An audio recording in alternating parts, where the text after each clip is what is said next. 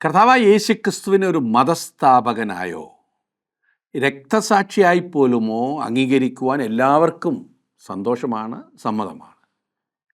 ആധ്യാത്മിക മണ്ഡലങ്ങളിൽ അവനെ അവതാരങ്ങളിൽ ഒന്നായും പ്രവാചകന്മാരിൽ ഒരുവനായും വിശേഷിപ്പിക്കുന്നത് സത്യത്തിന് നിരക്കുന്നതാണെന്ന് സമ്മതിക്കുന്നു ഭക്തജനം. എന്നാൽ ക്രിസ്തു ദൈവമാണെന്ന് ആരെങ്കിലും സമർത്ഥിച്ചാൽ അത് വലിയ വാദപ്രതിവാദത്തിന് കാരണമാകും.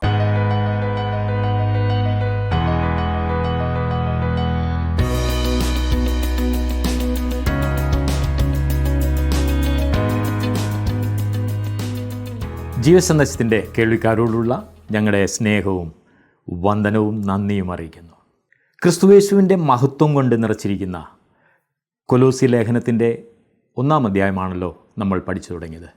ക്രിസ്തുവിൻ്റെ മഹത്വം കണ്ടവരുടെ വാക്കുകളിൽ പോലും ക്രിസ്തുവിൻ്റെ തേജസ് വ്യാപരിക്കുന്നത് നമ്മൾക്ക് ദർശിക്കുവാൻ കഴിയുന്നു. കൊലോസി ലേഖനം 1-ാം അധ്യായം 7 മുതൽ 15 വരെയുള്ള വാക്യങ്ങൾ നമ്മൾക്ക് ചിന്തിക്കാം.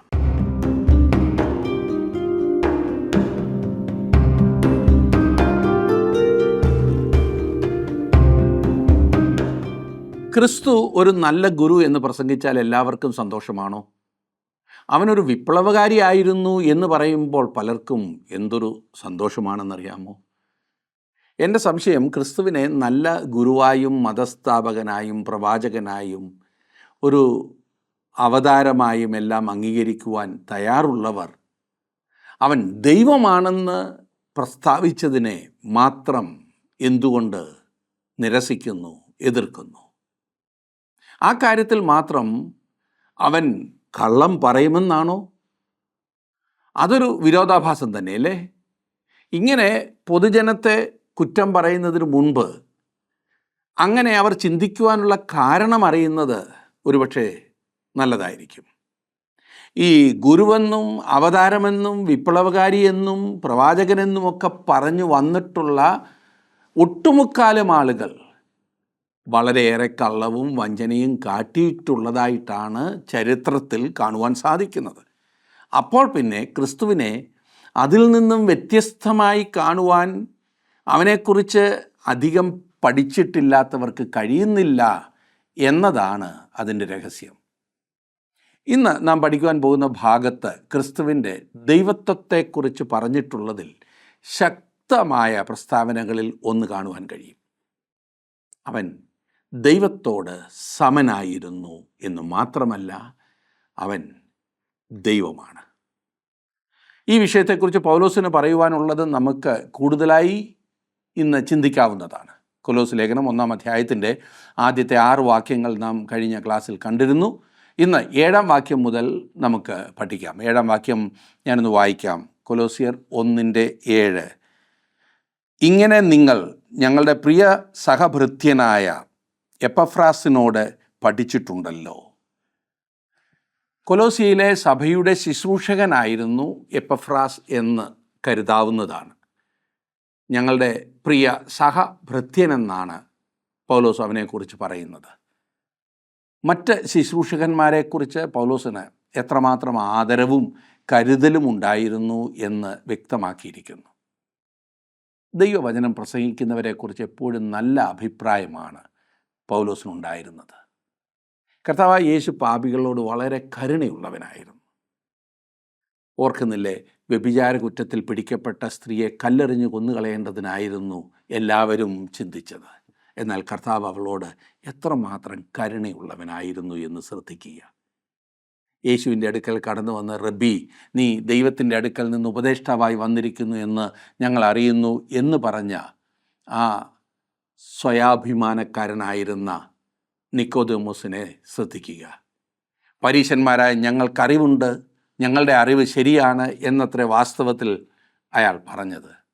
കർത്താവായ യേശു വളരെ സൗമ്യമായും കരുണയോടും കൂടെ അവനെ ആ ഉയരത്തിൽ നിന്ന് താഴേക്ക് ഇറക്കിക്കൊണ്ടുവന്നു.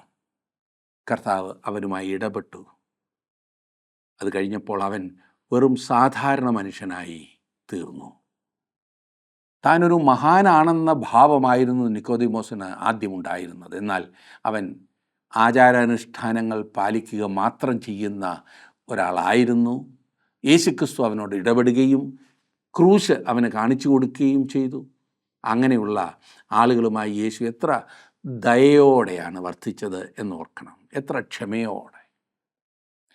1-ാം അധ്യായത്തിൻ്റെ 8-ാം വാക്യത്തിൽ നാം കാണുന്നത്, അവൻ, അതായത് എപ്പഫ്രാസ്, അവൻ നിങ്ങൾക്ക് വേണ്ടി ക്രിസ്തുവിൻ്റെ വിശ്വസ്ത ശുശ്രൂഷകനും നിങ്ങൾക്ക് ആത്മാവിനാലുള്ള സ്നേഹം ഞങ്ങളോട് അറിയിച്ചവനുമാകുന്നു. പരിശുദ്ധാത്മാവിനെക്കുറിച്ച് വിശദമാക്കുകയല്ല പൗലോസ് ഇവിടെ ചെയ്തിരിക്കുന്നത്. എന്നാൽ പരിശുദ്ധാത്മാവിനെ കൂടാതെ അവർക്ക് ഈ സ്നേഹം പ്രകടമാക്കുവാൻ കഴിയുമായിരുന്നില്ല എന്ന് കൊലോസിയിലെ വിശ്വാസികളോട് പൗലോസ് പറയുന്നു. ആത്മാവിൻ്റെ ഫലം സ്നേഹമാണെന്ന് ഗലാത്യർക്ക് എഴുതിയ ലേഖനത്തിൽ അത്രേ പൗലോസ് രേഖപ്പെടുത്തിയത്. ഈ കൊലോസി ലേഖനത്തിൽ അതിനെക്കുറിച്ച് പൗലോസ് പ്രതിപാദിച്ചിട്ടില്ല. ക്രിസ്തുവിൻ്റെ ആളത്വത്തെക്കുറിച്ചുള്ള പ്രതിപാദനമാണ് പൗലോസിൻ്റെ ഉദ്ദേശം. അങ്ങനെ ചെയ്യുമ്പോൾ ദൈവത്തിൻ്റെ ആത്മാവ് ക്രിസ്തുവിനുള്ളത് എടുത്ത് നമുക്ക് കാണിച്ച് തരും. പരിശുദ്ധാത്മാവിൻ്റെ പ്രധാന പ്രവർത്തനം അതത്രേ. കൊലോസിയിലെ വിശ്വാസികൾക്ക് വേണ്ടിയുള്ള പൗലോസിൻ്റെ പ്രാർത്ഥനയാണ് തുടർന്ന് നാം കാണുവാൻ പോകുന്നത്. തിരുവചനത്തിലെ മനോഹരമായ പ്രാർത്ഥനകളിൽ ഒന്നാണ് ഈ കൊലോസിയർക്ക് വേണ്ടിയിട്ടുള്ള പൗലോസിൻ്റെ പ്രാർത്ഥന. എന്തിനു വേണ്ടിയൊക്കെയാണ് പൗലോസ് അവർക്ക് വേണ്ടി പ്രാർത്ഥിക്കുന്നത് എന്ന് ശ്രദ്ധിക്കണം. അത് ഒരുപാട് പ്രയോജനം ചെയ്യും. ഇന്ന് ജനങ്ങൾ ഈ കാര്യങ്ങൾക്ക് വേണ്ടി പ്രാർത്ഥിക്കുന്നുണ്ടോ എന്നതും കൂടി നാം ഒന്ന് പരിശോധിക്കണം. വിശുദ്ധ പൗലോസ് പറയുന്നത് ഈ കാര്യങ്ങൾ നമുക്കുണ്ട് എന്നാണ്. ഒന്നാമതായി പൗലോസ് ചില കാര്യങ്ങൾക്ക് വേണ്ടി അപേക്ഷിക്കുന്നു. അനന്തരം കർത്താവ് നമുക്ക് ചെയ്തു തന്നിരിക്കുന്ന കാര്യങ്ങൾക്ക് വേണ്ടി അവൻ നന്ദി കരേറ്റുന്നു, അല്ലെങ്കിൽ സ്തോത്രം പറയുന്നു. 9 മുതൽ 13 വരെയുള്ള വാക്യങ്ങളാണ് ഈ പ്രാർത്ഥന. ഞാനതൊന്ന് വായിക്കട്ടെ. കൊലോസി ലേഖനം 1-ാം അധ്യായത്തിൻ്റെ 9-ാം വാക്യം. അതുകൊണ്ട് ഞങ്ങൾ അത് കേട്ട നാൾ മുതൽ നിങ്ങൾക്ക് വേണ്ടി ഇടവിടാതെ പ്രാർത്ഥിക്കുന്നു.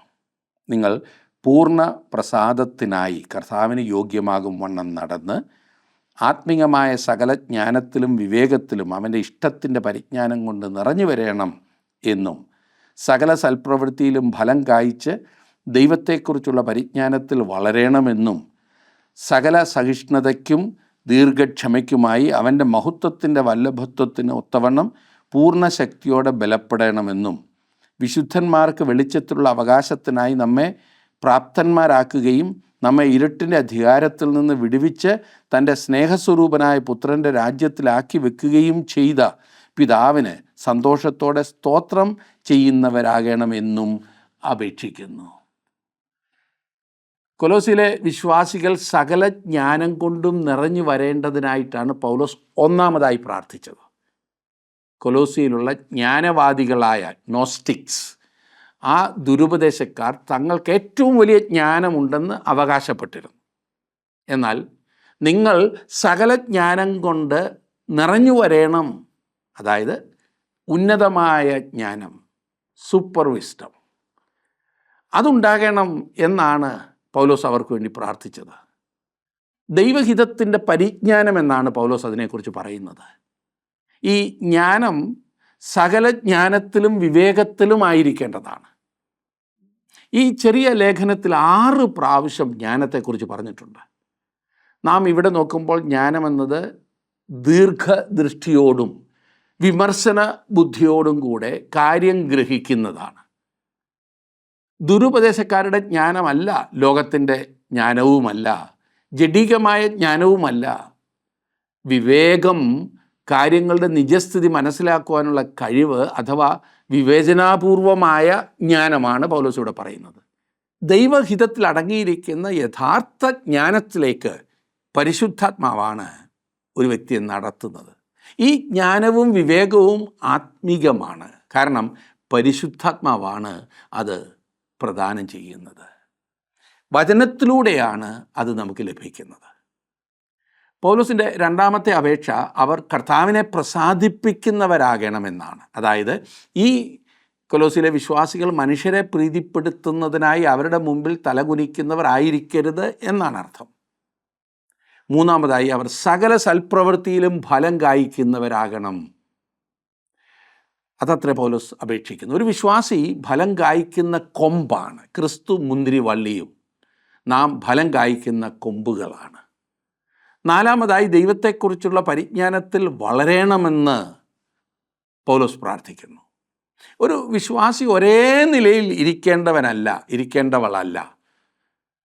അവർ ജീവനുള്ളവനും ദൈവവചനത്തിൽ വളർച്ച പ്രാപിക്കുന്നവരും ആയിരിക്കേണ്ടതത്രേ. ദൈവത്തെക്കുറിച്ചുള്ള പരിജ്ഞാനത്തിൽ വളരണമെന്ന അപേക്ഷയാണ് പൗലോസ് നാലാമതായി ചെയ്യുന്നത്. അഞ്ചാമത്തെ അപേക്ഷയാണ് 11-ാം വാക്യത്തിൽ കാണുന്നത്. സകല സഹിഷ്ണുതയ്ക്കും ദീർഘക്ഷമയ്ക്കുമായി അവൻ്റെ മഹത്വത്തിൻ്റെ വല്ലഭത്വത്തിനൊത്തവണ്ണം പൂർണ്ണ ശക്തിയോടെ ബലപ്പെടണമെന്നും. ബലവും ശക്തിയും ദൈവത്തിൽ നിന്നും മാത്രം ലഭിക്കുന്നതാണ്. പരിശുദ്ധാത്മാവാണ് അവ നമ്മിൽ ഉളവാക്കുന്നത്. ക്രിസ്തുവിശ്വാസികൾ സകല സഹിഷ്ണുതയ്ക്കും ദീർഘക്ഷമയ്ക്കുമായി പൂർണ്ണ ശക്തിയോടെ ബലപ്പെടേണ്ടതാണ്. ഈ സഹിഷ്ണുതയും ദീർഘക്ഷമയും സന്തോഷത്തോടെ ആയിരിക്കേണ്ടതാണ്. 12-ാം വാക്യത്തിലേക്ക് നാം വരുമ്പോൾ പൗലോസ് സ്തോത്രം ചെയ്യുന്ന കാര്യങ്ങൾ ആരംഭിക്കുന്നു. നമ്മുടെ പ്രാർത്ഥനകളെല്ലാം സ്തോത്രം നിറഞ്ഞതായിരിക്കേണ്ടതാണ്. വിശുദ്ധന്മാർക്ക് വെളിച്ചത്തിലുള്ള അവകാശത്തിനായി നമ്മെ പ്രാപ്തരാക്കിയതിനാൽ പൗലോസ് സ്തോത്രം ചെയ്യുന്നു. ദൈവത്തിലും അവൻ്റെ വാഗ്ദത്തങ്ങളിലും നാം ഇന്ന് വിശ്വസിക്കേണ്ടതാണ്.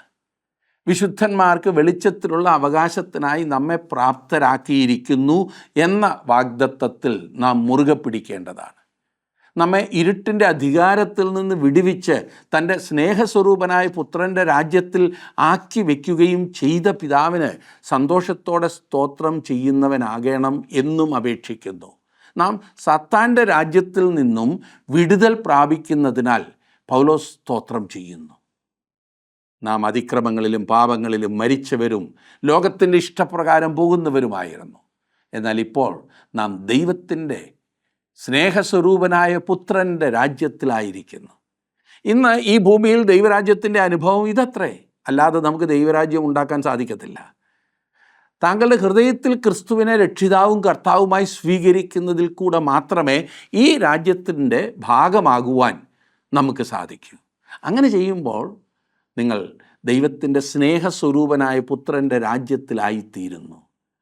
എന്നെ ശ്രദ്ധിക്കുന്ന പ്രിയ സുഹൃത്തേ, താങ്കൾ ഇന്ന് സാത്താൻ്റെ രാജ്യത്തിലോ അതോ ദൈവപുത്രൻ്റെ രാജ്യത്തിലോ? കർത്താവിനെ ഹൃദയത്തിൽ സ്വീകരിച്ച് ദൈവപുത്രൻ്റെ രാജ്യത്തിലായിത്തീരുന്നതാണ് ഏറ്റവും വലിയ ഭാഗ്യം. എത്ര മഹത്തായ ഒരു പ്രാർത്ഥനയല്ലേ. 14-ാം വാക്യത്തിലേക്ക് നമുക്ക് വരാം. അവനിൽ നമുക്ക് പാപമോചനമെന്ന വീണ്ടെടുപ്പുണ്ട്. നമ്മെ അവൻ്റെ രാജ്യത്തിലാക്കിയെന്ന് മാത്രമല്ല, അവനിൽ നമുക്ക്, ക്രിസ്തുവിൽ നമുക്ക് പാപമോചനം എന്ന വീണ്ടെടുപ്പുണ്ട്. ക്രിസ്തുവിൻ്റെ രക്തവുമായി ബന്ധപ്പെട്ടതത്ര ഈ പാപമോചനം. ദൈവം ഏകപക്ഷീയമായി വെറുതെ പാപം ക്ഷമിക്കുന്നില്ല. ക്രിസ്തുവിൻ്റെ രക്തത്താൽ നമുക്ക് വീണ്ടെടുപ്പുണ്ട്. വീണ്ടെടുപ്പ് എന്ന വാക്കിൻ്റെ മൂലഭാഷയിലെ അർത്ഥം അടിമകളെ സ്വതന്ത്രരായി വിട്ടയക്കുന്നതായ ആ ഒരു ചിത്രമാണ്. അടിമത്വത്തിൽ നിന്ന് നമ്മെ വിടുവിക്കുവാൻ അവൻ ഒരു വില കൊടുത്തു. അത് അവിടുത്തെ രക്തമാണ്, വിലയേറിയ രക്തം. 5 കാര്യങ്ങൾക്ക് പൗലോസ് സ്തോത്രം ചെയ്യുന്നത് നാം കണ്ടു. 1, വിശുദ്ധന്മാർക്ക് വെളിച്ചത്തിലുള്ള അവകാശത്തിനായി ദൈവം നമ്മെ പ്രാപ്തരാക്കി എന്നത്. 2, നമ്മെ ഇരുട്ടിൻ്റെ അധികാരത്തിൽ നിന്ന് വിടുവിച്ചു. 3, തൻ്റെ സ്നേഹസ്വരൂപനായ പുത്രൻ്റെ രാജ്യത്തിലാക്കി വെച്ചു. 4, ക്രിസ്തുവിൽ ദൈവം നമ്മെ വിടുവിക്കുകയും. 5, അവൻ്റെ രക്തത്താൽ നമ്മുടെ പാപങ്ങൾ മോചിക്കുകയും ചെയ്തിരിക്കുന്നു. എന്നാൽ ഈ 5 കാര്യങ്ങൾക്ക് വേണ്ടി ഇന്നും അനേകം വിശ്വാസികൾ പ്രാർത്ഥിക്കുന്നുണ്ട്. എന്നെ ശ്രദ്ധിക്കുന്ന പ്രിയ സുഹൃത്തേ, ഇവ താങ്കളുടെ അവകാശമാണ്. അവ താങ്കൾക്ക് ലഭിച്ചിരിക്കുന്നു എന്ന് ചുരുക്കം. അതിനായി താങ്കൾ ദൈവത്തിന് നന്ദി കരയറ്റുക മാത്രമാണ്, സ്തോത്രം ചെയ്യുക മാത്രമാണ് ചെയ്യേണ്ടത്. ഇനിയും അത് ലഭിക്കുവാൻ വേണ്ടി പ്രാർത്ഥിക്കേണ്ട ഒരാവശ്യവുമില്ല എന്ന് ചുരുക്കം. 15 മുതലുള്ള വാക്യങ്ങളിൽ ക്രിസ്തുവിൻ്റെ ആളത്വത്തെക്കുറിച്ച് നാം കാണുന്നു. കൊലോസി ലേഖനത്തിൽ യേശുക്രിസ്തുവിൻ്റെ ആളത്വത്തെക്കുറിച്ചുള്ള ഉപദേശം നമുക്ക് കൂടുതലായി പഠിക്കുവാൻ കഴിയുന്നുണ്ട്. ഈ ലേഖനത്തിൻ്റെ ഏറ്റവും ശ്രേഷ്ഠവും മഹത്വകരവും ഉന്നതവുമായ ഭാഗമാണിത്. യേശുക്രിസ്തുവിൻ്റെ ആളത്വമാണ് ഈ ഭാഗത്ത് വിശദീകരിച്ചിരിക്കുന്ന വിഷയം. ക്രിസ്തുവിനെക്കുറിച്ച് എത്ര നാം വിശദീകരിക്കുവാൻ ശ്രമിച്ചാലും അത് അധികമാകുകയില്ല എന്ന് മാത്രമല്ല, ഈ ആയുസ്സിൽ നമുക്ക് ക്രിസ്തുവിനെ അവൻ്റെ വലിമയിലും മഹത്വത്തിലും പൂർണ്ണമായി മനസ്സിലാക്കുവാൻ കഴിയുകയുമില്ല. ഭാഗികമായി മനസ്സിലാക്കിയിട്ട് ഇത്രയെങ്കിൽ പൂർണ്ണമായ ഒരറിവിനെക്കുറിച്ച് ചിന്തിക്കുക. യേശുക്രിസ്തുവിൻ്റെ ദൈവത്വത്തെ ചോദ്യം ചെയ്യുന്നവർക്ക് ഈ ഭാഗത്ത് അതിൻ്റെ ഉത്തരം കണ്ടെത്തുവാൻ കഴിയുന്നു. ഈ ഭാഗം മനസ്സിലാക്കുക എന്നാൽ ക്രിസ്തു വാസ്തവത്തിൽ എത്ര അത്ഭുതവാനാകുന്നു എന്ന് അനുഭവമാക്കുകയാണ്. സഭയിൽ ആദ്യമായി കടന്നുകൂടിയ ദുരുപദേശമാകുന്ന ജ്ഞാനവാദത്തിന് മറുപടി കൊടുക്കുകയാണ്, അല്ലെങ്കിൽ ഉത്തരം കൊടുക്കുകയാണ് പൗലോസിൻ്റെ പ്രത്യേകമായ ഉദ്ദേശമെന്ന് നാം കണ്ടു. അതുപോലെ തന്നെ യേശുക്രിസ്തു ഒരു സൃഷ്ടിയാണെന്ന്, അതായത് സൃഷ്ടിക്കപ്പെട്ട ഒരു വ്യക്തിയാണെന്ന് അലക്സാന്ദ്രിയക്കാരനായ ഏരിയസ് പഠിപ്പിച്ചിരുന്നത് നാം ചരിത്രത്തിൽ വായിക്കുന്നുണ്ട്. ക്രിസ്തു വർഷം 325 AD 325 നിക്കയിൽ കൂടിയ സഭാ കൗൺസിലിൽ ഈ ദുരുപദേശത്തിന് മറുപടി കൊടുത്തു. പിൽക്കാലത്ത് ക്രിസ്തുവിൻ്റെ ആളത്വത്തെ സംബന്ധിച്ച് പല ദുരുപദേശങ്ങളും സഭയിൽ ഉയർന്നു വരുവാൻ തുടങ്ങി. മനുഷ്യന് പാപത്തിൽ നിന്ന് വിടുതൽ ആവശ്യമില്ല എന്നും അവൻ അത്രമാത്രം അധപ്പതിച്ചവനല്ലെന്നും മനുഷ്യരു രക്ഷിതാവിനെ ആവശ്യമില്ലെന്നും മറ്റും പഠിപ്പിക്കുന്ന ദുരുപദേശങ്ങൾ സഭയിൽ പ്രചരിക്കുവാൻ തുടങ്ങി. തൃത്വരഹിത ഏകദൈവ വിശ്വാസത്തിൻ്റെ അടിസ്ഥാനം ഇതത്ര, യൂണിറ്റേറിയൻ എന്ന് കേട്ടിട്ടില്ലേ? ഇന്നും പല കൂട്ടരും ഈ വിധമായ ദുരുപദേശങ്ങൾ പ്രചരിപ്പിക്കുന്നുണ്ട്. യഹോവ സാക്ഷികളെ പോലെയുള്ള ദുരുപദേശക്കാർ ഇതിനൊരു ഉദാഹരണമാണ്. ക്രിസ്തുവിൻ്റെ വ്യക്തിത്വത്തെ വ്യക്തമാക്കുന്ന 9 അടയാളങ്ങൾ അഥവാ പ്രത്യേകതകൾ ഈ ഭാഗത്ത് നൽകിയിട്ടുണ്ട്. അവ യേശുക്രിസ്തുവിനെ ലോകത്തിൽ ഇന്നുവരെ ജീവിച്ചിട്ടുള്ള മറ്റേതൊരു മനുഷ്യനിൽ നിന്നും തികച്ചും വ്യത്യസ്തനും ഉന്നതനുമാക്കി കാണിച്ചു തരുന്നവയാണ്. 15-ാം വാക്യം തന്നെ ഇന്ന് നമുക്ക് നോക്കാം. 15-ാം വാക്യത്തിൽ നാം വായിക്കുന്നത്, അവൻ അദൃശ്യനായ ദൈവത്തിൻ്റെ പ്രതിമയും സർവസൃഷ്ടിക്കും ആദ്യജാതനുമാകുന്നു. സ്വർഗത്തിലുള്ളതും ഭൂമിയിലുള്ളതും ദൃശ്യമായതും അദൃശ്യമായതും, സിംഹാസനങ്ങളാകട്ടെ, കർത്തൃത്വങ്ങളാകട്ടെ, വാഴ്ചകളാകട്ടെ, അധികാരങ്ങളാകട്ടെ, സകലവും അവൻ മുഖാന്തരം സൃഷ്ടിക്കപ്പെട്ടു. അവൻ മുഖാന്തരവും അവനായിട്ടും സകലവും സൃഷ്ടിക്കപ്പെട്ടിരിക്കുന്നു. നോക്കണേ, അവൻ അദൃശ്യനായ ദൈവത്തിൻ്റെ പ്രതിമ. ഒന്നാമത്തെ കാര്യം അതാണ്. 9 കാര്യങ്ങളുണ്ടെന്ന് ഞാൻ പറഞ്ഞല്ലോ, ശ്രദ്ധിച്ചോണം. അദൃശ്യനായ ദൈവത്തിൻ്റെ പ്രതിമയാണ് അവൻ. പ്രതിമ എന്നതിന് മൂലഭാഷയിൽ ഉപയോഗിച്ചിരിക്കുന്ന വാക്ക് ഐക്കോൺ എന്നതാണ്. യേശുക്രിസ്തു എപ്രകാരമാണ് അദൃശ്യനായ ദൈവത്തിൻ്റെ പ്രതിമയായിരിക്കുന്നത്? അദൃശ്യമായ ഒരു വസ്തുവിൻ്റെ പ്രതിമയോ ചിത്രമോ നമുക്കുണ്ടാക്കുവാൻ കഴിയുകയില്ലല്ലോ. എന്നാൽ പിന്നെ യേശുക്രിസ്തു അപ്രകാരമാകുന്നു എന്ന് എങ്ങനെ പറയുവാൻ കഴിയും? യോഹന്നാൻ എഴുതിയ സുവിശേഷത്തിൻ്റെ മുഖവരയിൽ യോഹന്നാൻ അപ്പോസ്തലൻ അത് വ്യക്തമാക്കിയിട്ടുണ്ട്. യോഹന്നാൻ പറഞ്ഞു, ആദിയിൽ വചനമുണ്ടായിരുന്നു.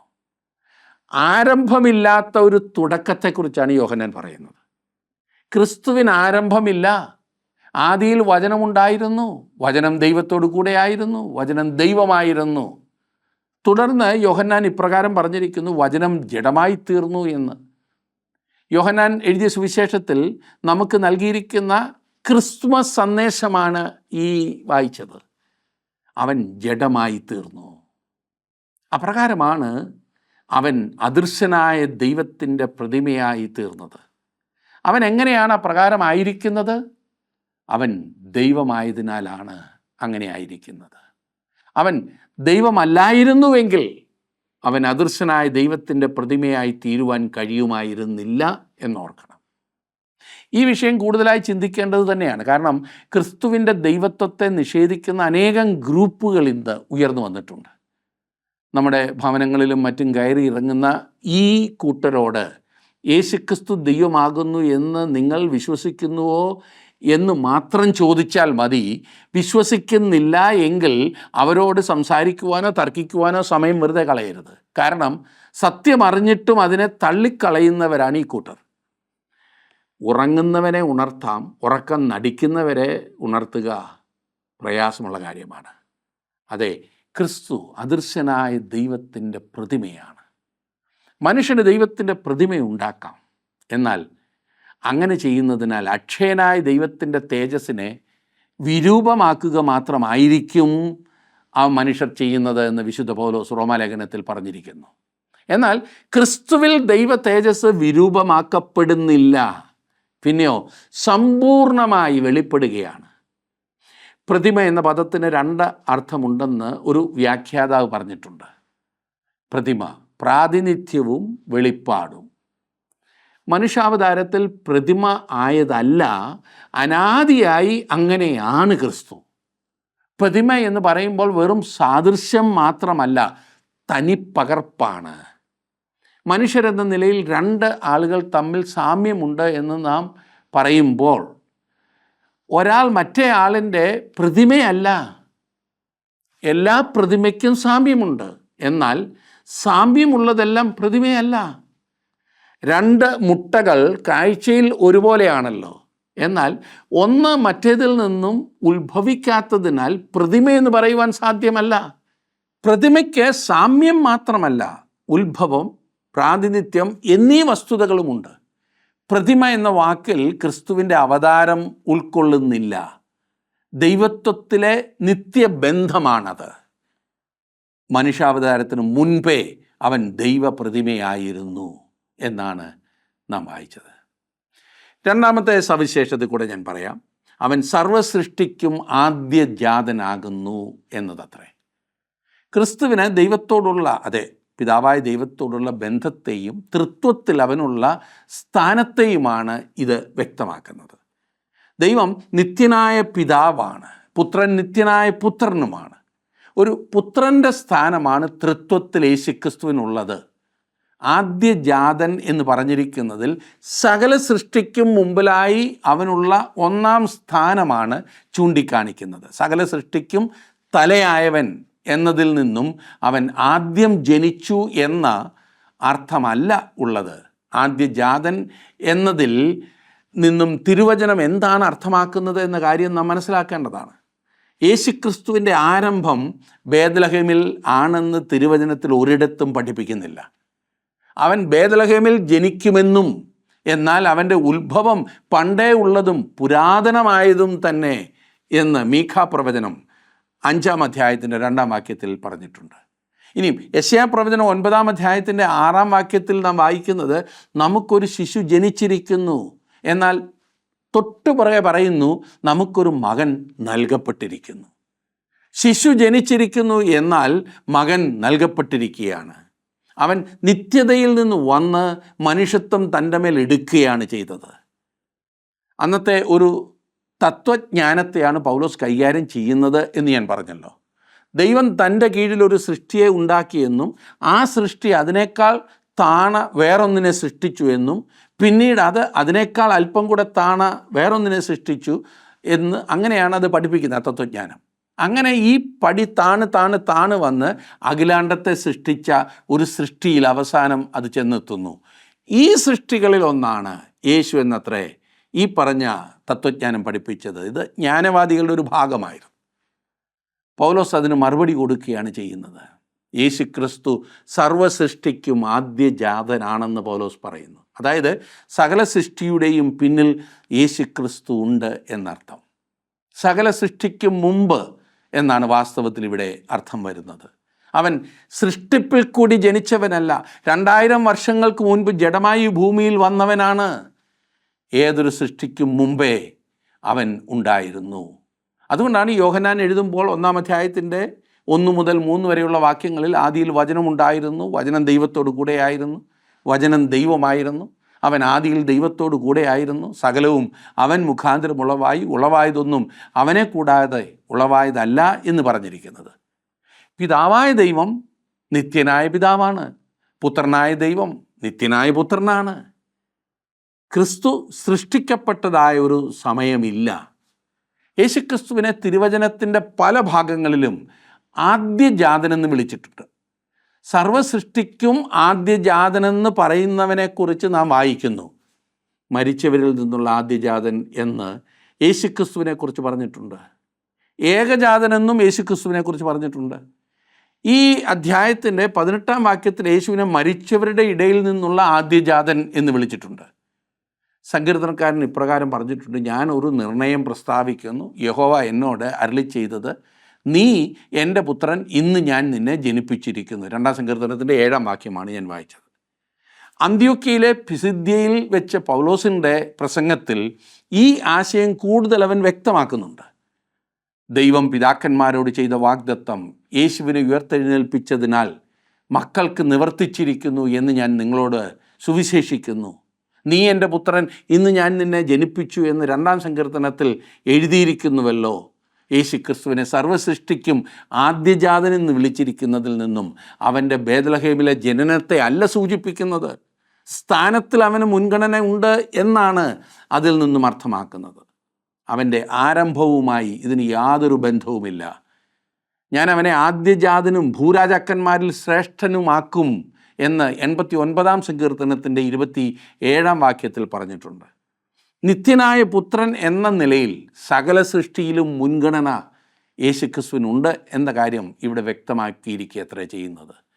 വേറെ വിധത്തിൽ പറഞ്ഞാൽ ക്രിസ്തു സൃഷ്ടിതാവാണ്. ഒന്നിനു പുറകെ ഒന്നായി സൃഷ്ടിപ്പ് നടന്നതിൽ കൂടി ഉളവായവനല്ല ക്രിസ്തു. വിശ്വകർമാവല്ല ക്രിസ്തു. അവൻ തന്നെയാണ് സകലവും സൃഷ്ടിച്ചത്. ക്രിസ്തുവിൻ്റെ ആളത്വത്തെക്കുറിച്ച് പറഞ്ഞിരിക്കുന്ന മറ്റ് ചില വേദഭാഗങ്ങൾ കൂടി നമുക്ക് നോക്കാം. എബ്രായ ലേഖനം 1-ാം അധ്യായത്തിൻ്റെ 3-ാം വാക്യത്തിൽ നാം വായിക്കുന്നത്, അവൻ്റെ തേജസ്സിൻ്റെ പ്രഭയും തത്വത്തിൻ്റെ മുദ്രയും സകലത്തെയും തൻ്റെ ശക്തിയുള്ള വചനത്താൽ വഹിക്കുന്നവനുമാകൊണ്ട് പാപങ്ങൾക്ക് പരിഹാരമുണ്ടാക്കിയ ശേഷം ഉയരത്തിൽ മഹിമയുടെ വലത്തുഭാഗത്തിരിക്കുകയും ചെയ്തു. അവൻ ഒരു സൃഷ്ടി മാത്രമാണെന്ന് ഇതിൽ നിന്നും തോന്നുന്നുണ്ടോ? ഇല്ല. അവൻ തൃത്വത്തിൽ രണ്ടാമനാണ്. എബ്രായ ലേഖനം 1-ന്റെ 7-8 വാക്യങ്ങളിൽ നാം വായിക്കുന്നത്, അവൻ കാറ്റുകളെ തൻ്റെ ദൂതന്മാരായും അഗ്നിജ്വാലയെ തൻ്റെ ശുശ്രൂഷകന്മാരുമാക്കുന്നു എന്ന് ദൂതന്മാരെക്കുറിച്ച് പറയുന്നു. പുത്രനോടോ, ദൈവമേ, നിൻ്റെ സിംഹാസനമെന്നും എന്നേക്കുമുള്ളത്, നിൻ്റെ രാജ്യത്വത്തിൻ്റെ ചെങ്കോൽ നേരുള്ള ചെങ്കോൽ. എന്നെ ശ്രദ്ധിക്കുന്ന പ്രിയ സഹോദര, പ്രിയ സഹോദരി, യേശുക്രിസ്തു ഒരു സൃഷ്ടിപ്പിൽ കൂടി ജനിച്ചവനല്ല, പിന്നെയോ അവൻ ദൈവമാകുന്നു എന്ന വസ്തുതയാണ് നാം ഇവിടെ പറയുവാനായിട്ട് ആഗ്രഹിക്കുന്നത്. അതാണ് ഇവിടെ നമ്മെ പഠിപ്പിക്കുന്നത്. അവൻ ഈ ലോകത്തിലേക്ക് വന്നപ്പോൾ ഒരു ശിശു ജനിച്ചു, എന്നാൽ ഒരു മകൻ നൽകപ്പെടുകയാണ് ഉണ്ടായത്. അവൻ നിത്യതയിൽ നിന്നാണ് കടന്നു വന്നത്. മറിയയോട് ദൂതൻ പറഞ്ഞത്, അത്യുന്നതൻ്റെ ശക്തി നിൻ്റെ മേൽ നിഴലിടും, ആകയാൽ ഉത്ഭവിക്കുന്ന വിശുദ്ധ പ്രജ ദൈവപുത്രൻ എന്ന് വിളിക്കപ്പെടും. അതിൻ്റെ കാരണം അവൻ ദൈവപുത്രനാകുന്നു എന്നതാണ്. ഈ ഭൂമിയിൽ വരുന്നതിന് മുമ്പ് തന്നെ അവൻ ദൈവപുത്രനായിരുന്നു. നീ ജീവനുള്ള ദൈവത്തിൻ്റെ പുത്രനായ ക്രിസ്തു എന്ന് മത്തായി എഴുതിയ സുവിശേഷം 16-ാം അധ്യായത്തിൻ്റെ 16-ാം വാക്യത്തിൽ പത്രോസ് പറഞ്ഞത് വളരെ കൃത്യമായി രേഖപ്പെടുത്തിയിട്ടുണ്ട്. അവൻ ദൈവമാകുന്നു. ക്രിസ്തുവിനെ ദൈവമായി കാണുവാനും വിശ്വസിക്കുവാനും അംഗീകരിക്കുവാനും നിങ്ങളുടെ ജീവിതത്തിൽ സാധിച്ചിട്ടുണ്ടോ? അതിനായി ദൈവം നിങ്ങളെ സഹായിക്കട്ടെ.